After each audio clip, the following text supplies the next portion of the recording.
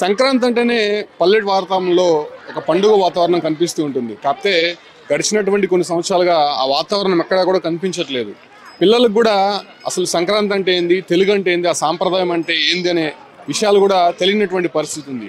అంటే సాంకేతికంగా ముందుకు వెళ్తున్నప్పటికీ కూడా మన పాత సాంప్రదాయాలు పూర్తిగా మర్చిపోతున్నటువంటి పరిస్థితి అయితే కనిపిస్తోంది.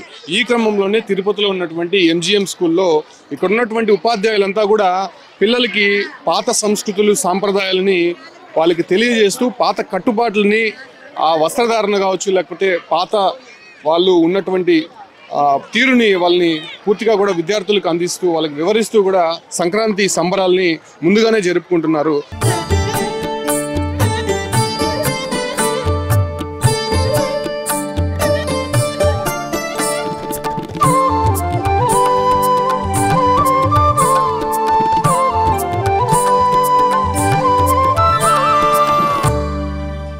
మనతో పాటు ఉపాధ్యాయులు అంతా ఉన్నారు. వీళ్ళు కూడా చాలా సాంప్రదాయ దుస్తులతో ఇక్కడ కనిపిస్తున్నారు. చాలా వరకు కూడా ఇప్పుడు కొంత ఫ్యాషన్ ఎక్కువైనటువంటి సందర్భంగా సంక్రాంతి వచ్చిందంటేనే ముఖ్యంగా పల్లెటూరులో ఇలాంటి వాతావరణం కనిపిస్తుంటుంది. ప్రస్తుతం తిరుపతిలో కూడా అలాంటి వాతావరణం కనిపిస్తుంది. మనతో పాటు ఉపాధ్యాయులు ఉన్నారు, వాళ్ళతో మాట్లాడదాం.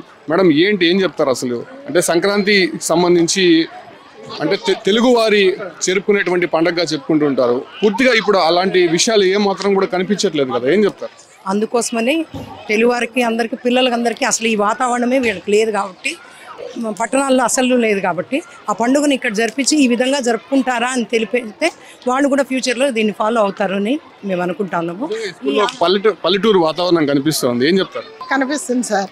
పల్లెటూరు వాతావరణము కనిపించాలనే మేము సంక్రాంతి సంబరాలు జరుపుకుంటున్నాము. మా వార్డు మెంబరు అమ్మాయి శాలిని ఒక ఆధ్వర్యంలో ఇది జరుపుకుంటున్నాము. మాకందరికి కూడా చాలా హ్యాపీగా ఉంది. ఈ సంక్రాంతి సంబరాలు అనేటటువంటి మామూలుగా పల్లెటూర్లలో ఎక్కువగా ఈ వాతావరణం కనిపిస్తుంది.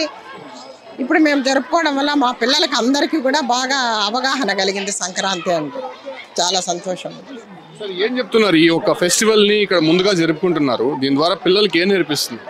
సార్, నేటి యువత, నేటి కంప్యూటర్ యుగంలో విద్యార్థులు కానీ సమాజం కానీ నాటి నుంచి వచ్చేటువంటి ఈ యొక్క పండుగలు, సంస్కృతి, నాగరికత అన్నీ కూడా మర్చిపోయే నేపథ్యంలో ఇలాంటి కార్యక్రమాల ద్వారా పిల్లలు ప్రత్యక్షంగా పాల్గొనడం వల్ల పొంగల్ అంటే ఏమి, దేవుడు అంటే ఏమి, భోగిమండలు అంటే ఏమి, రేగిపళ్ళు అంటే ఏమి, గంగిరెద్దు అంటే ఏమి, ముగ్గులు అంటే ఏమి, ఈ యొక్క ప్రాచీన నాగరికతని మర్చిపోకుండా నేటి యువతలో ఈ విషయాలను కూడా స్పష్టంగా పాల్గొనడం వల్ల వాళ్ళు తెలుసుకునే అవకాశం స్పష్టంగా ఉందని మేము తెలియజేస్తున్నాం. సార్, ఏం చెప్తారు అసలు? ఇప్పట్లో మీ వేషధారణ ఎక్కడ కూడా కనిపించట్లేదు, చాలా సాంప్రదాయంగా కనిపిస్తున్నారు ఇక్కడ అందరూ కూడా, ఏం చెప్తారు? ఈరోజు ఈ స్కూల్లో సంక్రాంతి సంబరాలు జరుపుకోవడానికి ముఖ్యమైన విశిష్టత ఏమంటే, పిల్లలు ముఖ్యంగా సిటీల్లో, టౌన్లలో పెరుగుతున్న పిల్లలకి మన యొక్క నాగరికత తెలియకుండా ఉంది, సంస్కృతి తెలియకుండా ఉంది. ఆ సంస్కృతిని తెలియజేయడానికి ఇప్పుడు భోగిపళ్ళ విశిష్టత, భోగిపళ్ళు ఎందుకు వేస్తారు, ఇలాంటివంతా తెలియజేయడానికే పిల్లల కోసం మనము ఈరోజు ఈ సంక్రాంతి సంబరాలని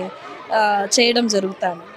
అంటే ఇప్పట్లో ఈ ఆటలన్నీ కూడా మర్చిపోయారు చాలా మంది పిల్లలు కూడా. అంటే చేతిలో ఫోన్ ఉంటే అసలు ఏమి వాళ్ళు నిజంగా మానసికంగా కూడా ఇబ్బందులు ఎదుర్కొంటున్నారు. సో సంక్రాంతి పండుగ ద్వారా ఈ యొక్క ఫెస్టివల్స్ సంబంధించి ఈ ఆటల ద్వారా పిల్లలకి ఎటువంటి అవగాహన వస్తుంది?